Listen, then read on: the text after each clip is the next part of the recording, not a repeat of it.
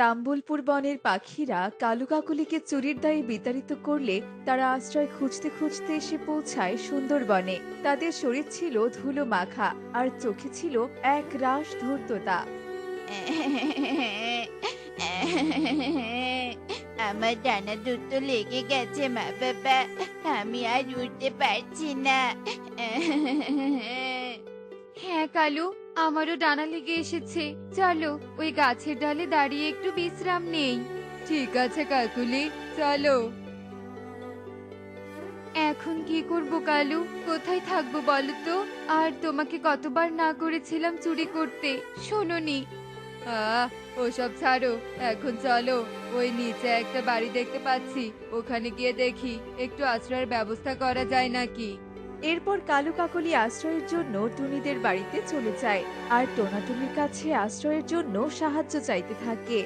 আমাদের একটু আশ্রয় দাও না গো। কিন্তু আমরা তো তোমাদের চিনি না। আমরা তাম্বুলপুর বন থেকে এসেছি অনেক বিপদে, তোমাদের কাছে একটু সাহায্যের জন্য। দেখো না, আমার এইটুকু ছানাকে নিয়ে কোথায় যাব? এই বনের যে আমরা কিছুই চিনি না। ঠিক আছে, এমনিতেও তো কিছুক্ষণের মধ্যে রাত হয়ে আসবে, আর তোমাদের দেখে ভালো পাখি মনে হচ্ছে। এসো, ভিতরে এসো।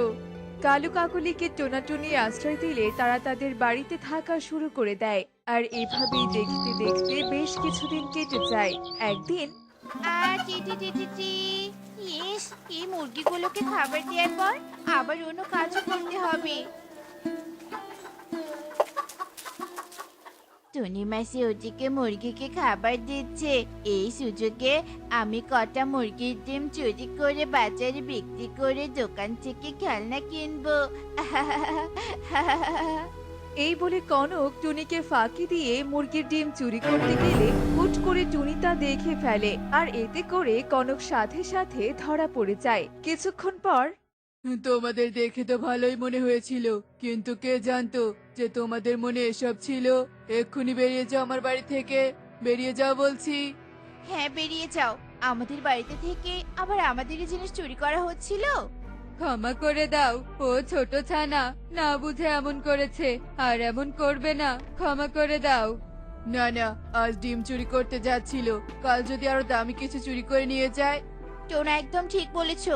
একে তো না হয় না চিনে আশ্রয় দিয়ে ভুল করেছি, তার উপর আবার আবার সুযোগ দিব এখন? না না, চলে যাও, চলে যাও তোমরা। টোনাটুনি কালু কাকলিকে আর সুযোগ না দিয়ে তাড়িয়ে দেয়। আর তারা বাধ্য হয়ে সেখান থেকে চলে যায়। আর অন্য পাখিদের কাছে সাহায্য চাইলে তারা কোনো সাহায্যই পায় না। না না, তোমাদের জন্য আমাদের বাড়িতে কোনো জায়গা নেই। চলে যাও, চলে যাও বলছি। আমি তো অচেনাদের সাথে কথাও বলি না, আর তোমাদের আশ্রয় দিব? যাও তো, বিরক্ত করো না। এই কথা বলে গিয়ে কালু কাকলির মুখের উপর দরজা বন্ধ করে দেয়। আর কিছুক্ষণের মধ্যে চারদিকে শুরু হয়ে যায় ঝড়োয়া বাতাস। কালু, তাড়াতাড়ি একটা বড় গাছের ডালে চলো। যে বাতাস শুরু হয়েছে, কখন যে বৃষ্টি শুরু হয়। আরে কাকুলি, ওই দেখো, ঝড়ে আবার ওটা কি উড়ে এসে পড়লো।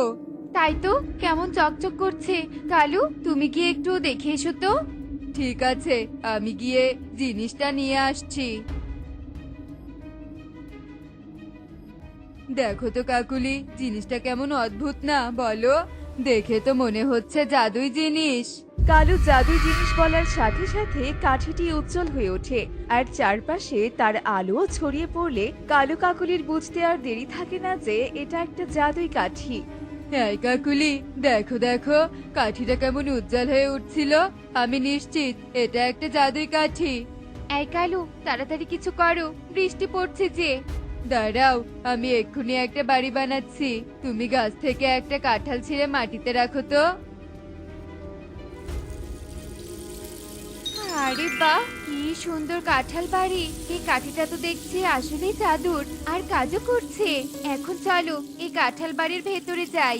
আর তারা সেই কাঁঠাল বাড়িতে প্রবেশ করলে দেখতে দেখতে সেই দিনটি কেটে যায়। আর পরের দিন সকালে বৃষ্টিও থেমে যায়, চারদিক একেবারে পরিষ্কার হয়ে যায়। এই কালু, তোমাকে হুট করে চিন্তিত লাগছে কেন? এক জায়গায় স্থির হয়ে বলবে তো নাকি? এই তো পেয়েছি, মাথায় একটা বুদ্ধি এসেছে। এখন আমাকে আর চুরি করতে হবে না। এখন আমি বাড়ি ভাড়া দিয়ে ধনী হয়ে যাব। মানে কি বলছো কি? আমি তো কিছুই বুঝতে পারছি না।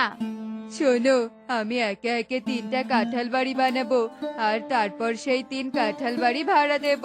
তারপর শুধু টাকাই টাকা। বাহ, বুদ্ধিটা তো অনেক ভালো। আর কাঁঠাল বাড়ি অন্য বাড়ির থেকে একদম আলাদা হওয়ায় আমরা ভাড়াটা বেশি রাখতে পারবো। এরপর কালু তার পরিকল্পনা অনুযায়ী কুড়িয়ে পাওয়া সেই জাদুই কাঠি দিয়ে একে একে 3 কাঁঠাল বাড়ি তৈরি করে। আর সেই বাড়ি বনের কিছু পাখিদের পছন্দ হলে তারা সেখানে ভাড়া থাকতে শুরু করে। অবশেষে জাদুই কাঠির খোঁজ আমি পেয়ে গেলাম। না না, আর দেরি না করে আমাকে এক্ষুনি কালুর কাছে গিয়ে জাদুই কাঠিটা ফেরত নিতে হবে। কালু, তুমি ঝড়ের রাতে যে জাদুই কাঠিটা খুঁজে পেয়েছিলে সেটা আমাকে ফিরিয়ে দাও, কারণ ওই কাঠিটা যে আমার। না না, আমি কোনো কাঠি খুঁজে পাইনি। তোমার কোথাও ভুল হচ্ছে। দেখো কালু, তুমি মিথ্যা বলো না। যা পেয়েছো তা নিয়ে সুখী থাকো, আর আমাকে কাঠিটা ফিরিয়ে দাও। পরী জাদুই কাঠি ফেরত চাইলে কালু মিথ্যা বলে, আর পরীকে তার কাঠি দিতে অস্বীকার করলে পরী কিছু সময়ের জন্য সেখান থেকে বিদায় নেয়। আর তারপরই সে পথ দিয়ে টুনি গেলে কালু তাকে দেখে বলে, ওরে, আমি তো ভুলেই গিয়েছিলাম এই টোনাটুনির কথা। এবার এদের আমি উচিত শিক্ষা দিব, আর তারপর তাম্বুলপুর বনে গিয়ে আমাকে অপমান করার প্রতিশোধ নিব। আমাকে মিথ্যা বলা তাই না? এবার দেখবি আমি তোকে কিভাবে মজা দেখাই। তুই কি ভেবেছিস তুই কাঠিটা ফেরত না দিলে আমি তা আদায় করতে পারবো না?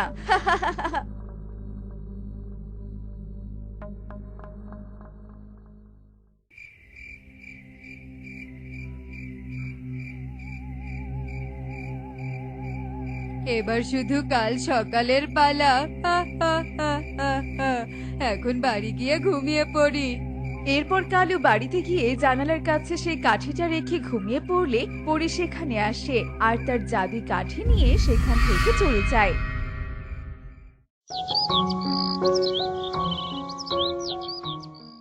আমার এত শখের গহনা চুরি হয়ে গেছে, তোদের মাঝে কেউ নিলে ফিরিয়ে দে, এতে শাস্তি কম পাবি। হ্যাঁ, এই বনে আগে কখনো এমন চুরি হয়নি। আর কে আমার বাড়িতে চুরি করার মতো সাহস দেখিয়েছে? এখনো সময় আছে, সত্যিটা স্বীকার কর। অপরাধ নেবেন না মোড়ল মশাই, আমার মনে হয় এই চুরিটা টোনা করেছে টুনির কথায়। মিথ্যে কথা, চোর তো তোমরাই ছিলে। মোড়ল মশাই, আপনার বিশ্বাস না হলে আপনি আমার আর টুনির বাড়িতে খোঁজ করে দেখতে পারেন, এতে করে আসল চোর বেরিয়ে আসবে। বেশ, তবে মোড়ল মশাই আমিও একমত। আচ্ছা বেশ, চলো আমি একে একে দুজনের বাড়িতে খুঁজে দেখব। টুনির বাড়িতে তো কিছুই পেলাম না, এবার কালুর বাড়িতে যাওয়ার পালা। কি, টুনির বাড়িতে গহনা নেই? তাহলে গেল কোথায়? আমি তোর বাড়িতেই রেখেছিলাম। কালু ভীষণ চিন্তায় পড়ে যায় আর মোড়ল মশাই কালুর বাড়িতে গিয়ে খোঁজ শুরু করলে কিছুক্ষণের মধ্যে সেখানে হারিয়ে যাওয়া গহনা দেখতে পায় আর কালুকে চোর বলে বন থেকে তাড়িয়ে দিতে চায়। শয়তান কালু, তাহলে চুরিটা তুই করেছিলি? বেরিয়ে যাও, আমার বন থেকে বেরিয়ে যাও। এই বনে চোরের কোনো জায়গা নেই। এসব কি করে হলো? আর টেবিলে তো জাদুই কাঠিটাও নেই, তবে কি এসব? কেমন দেখালাম আমি কালু? রাতের আধারে এসব করেছি যেন কালু উচিত শিক্ষা পায়। তো বন্ধুরা, দেখলে তো অন্যের জন্য গর্ত খুঁড়লে সেই গর্তে নিজেকেই পড়তে হয়, আর চুরি করে করে কখনো নিজের উন্নতি করা সম্ভব নয়। এমনই সব মজার মজার শিক্ষণীয় টুনি পাখির গল্প পেতে আমাদের সাথেই থেকো। আর আমাদের আজকের এই গল্পটি কেমন হয়েছে তা কমেন্টসে জানাতে ভুলো না কিন্তু। Bye bye.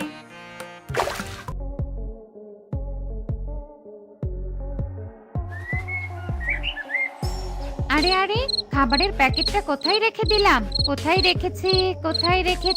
না না, ঘরে কোথাও তো দেখতে পাচ্ছি না। তার মানে কি অন্য কোথাও রেখে দিয়েছে নাকি? ভালো করে খুঁজে দেখি তো। না, কোথাও নেই। মনে হয় নদীর পাড়েই রেখে এসেছি। যাই। মন ভোলা ডাইনি খাবারের প্যাকেট বালিশের নিচে রাখার পরেও কিছুই বলতে পারে না। ডাইনি এতটাই মন ভোলা ছিল যে ডাইনি কিছুক্ষণ আগে কি করেছে তা বলতে পারতো না। তেমনি ডাইনি খাবারের খোঁজে আবার উঠতে উঠতে নদীর পাড়ে চলে চলে আসে। আরে আরে, এভাবে উড়ে নদীর পাড়ে চলে এলাম কেন? এত রাতে কেউ না ঘুমিয়ে নদীর পাড়ে আসে নাকি? যাই, বাড়িতে চলে যাই। ডাইনি আবারও উড়ে তার বাড়িতে চলে আসে। অবশেষে আমার 4 ছানা জন্ম নিয়েছে, আমার 4 কন্যা। কি সুন্দর দেখতে আমার কন্যারা, বাহ, আমার চোখ দেখছি একেবারে জুড়িয়ে গেল। তুমি দেখতে ভীষণ সুন্দর। আমরা ডিমের ভেতর থেকে তোমাকে কত দেখতে চেয়েছি, তোমার কত ঘুম পাড়ানি গান শুনেছি। আর আমাকে বোধহয় দেখতে চাসনি, তাই তো? না বাবা, তোমাকে দেখতে চেয়েছি অনেক, তুমিও ভীষণ ভালো। হয়েছে তোদের খুনসুটি। টোনা, যাও বাজার থেকে মিষ্টি নিয়ে এসো। আমার 4 কন্যার খুশিতে আজ পুরো বনে মিষ্টি বিতরণ করা হবে। টোনাটুনি তাদের 4 কন্যাকে নিয়ে ভীষণ খুশি ছিল। এরপর টোনা পুরো বনে মিষ্টি বিতরণ করে। কি হয়েছে টোনা দাদা? লটারি জিতলে নাকি যে এভাবে মিষ্টি বিতরণ করছো? লটারি থেকে বেশি কিছু কাকুলি দিদি, আমার ঘরে যে 4 কন্যা এসেছে। নাও নাও দিদি, মিষ্টি মুখ করো। টোনা হাসি মুখে কাকুলির বাড়িতে মিষ্টি দিয়ে চলে যায়। এমন ভাবখানা যেন কি নাকি, যত সব। এভাবে কথা বলছো কেন কাকুলি? দেখেছো ওদের 4টি কন্যা সন্তান হয়েছে, আর আমরা তো কতদিন থেকে নিঃসন্তান হয়ে আছি। কবে যে আমাদের ঘর আলো করে একটা সন্তান আসবে। কালু, তুমি কি আমাকে খোটা দিলে নাকি? ওই টোনার জন্য আমাকে কথা শোনালে? যাও, এই মিষ্টি তুমি খাও। কাকুলি ভীষণ মন খারাপ করে আর কালুকে মিষ্টি দিয়ে সেখান থেকে চলে যায়। কালু ফ্যাল ফ্যাল করে কাকুলির দিকে তাকিয়ে থাকে। এভাবেই দিন কাটতে থাকে। দিন দিন টুনির 4 কন্যার কথা পুরো বনে ছড়িয়ে পড়ে। বলছিলাম কি সুখী দিদি, টুনির 4 কন্যা তো দেখতে ভীষণ সুন্দর হয়েছে। রূপ যেন একেবারে কাঁচা সোনা। টুনি যেমন সুন্দর, টুনির কন্যারাও কিন্তু ঠিক তেমনই সুন্দর। তুই একদম ঠিক কথাই বলেছিস টি। অমর সুন্দর ছানা এই বনে আর দুটো নেই। কি ব্যাপার সুখী দিদি, টিয়ে দিদি, তোমরা এভাবে কোথায় গিয়েছিলে? কোথায় আবার যাবো কাকুলি? টুনি কি সুন্দর ছানা জন্ম দিয়েছে, তাদের দেখতে গিয়েছিলাম। কেন, তুই দেখতে যাসনি? ও যাবে কি করে সুখী দিদি? ও তো নিজেই নিঃসন্তান। দেখো, হিংসে করে এখনো যায়নি হয়তো। তোমরা আমাকে এভাবে খোটা দিলে, এর প্রতিশোধ তো আমি নিয়েই ছাড়বো। কাকুলি কাঁদতে কাঁদতে সেখান থেকে চলে যায়। এই টুনির জন্য আমাকে কিনা কত কথা শোনালো, ছাড়বো না আমি। এই টুনিকে কিছুতেই ছাড়বো না।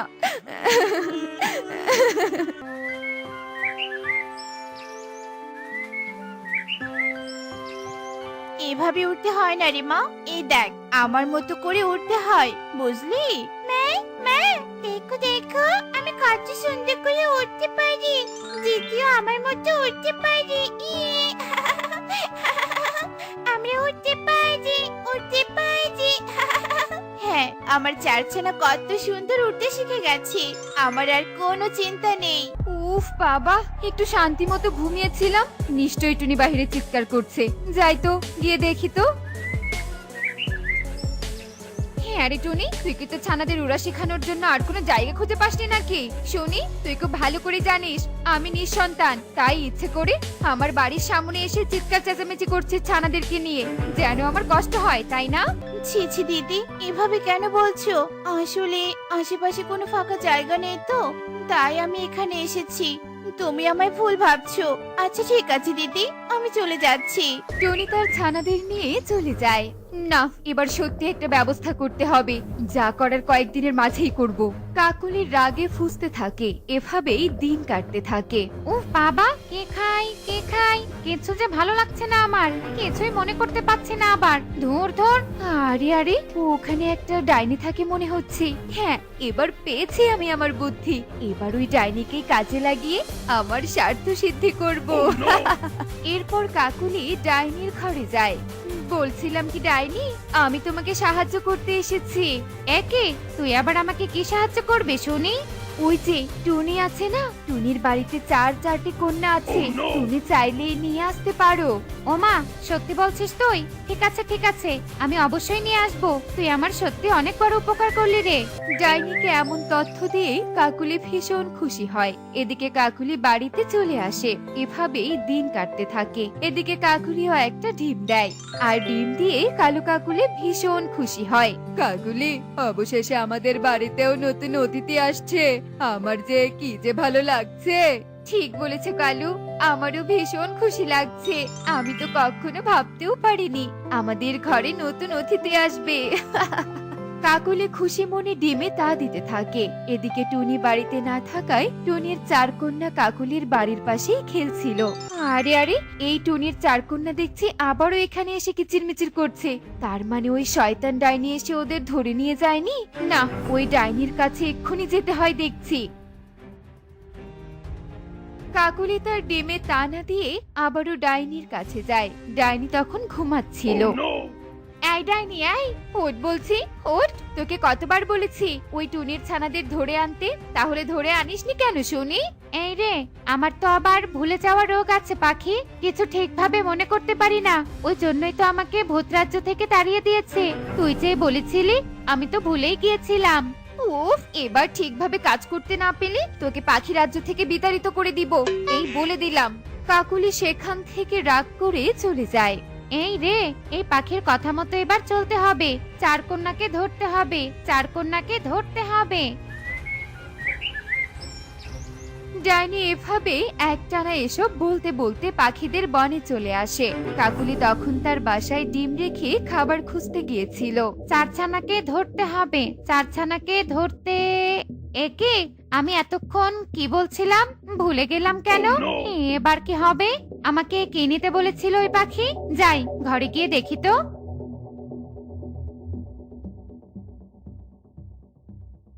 ডিম চোর, ডিম চোর, মা, মা, চোর এসেছে, চোর, ডাইনি, মা, ডাইনি।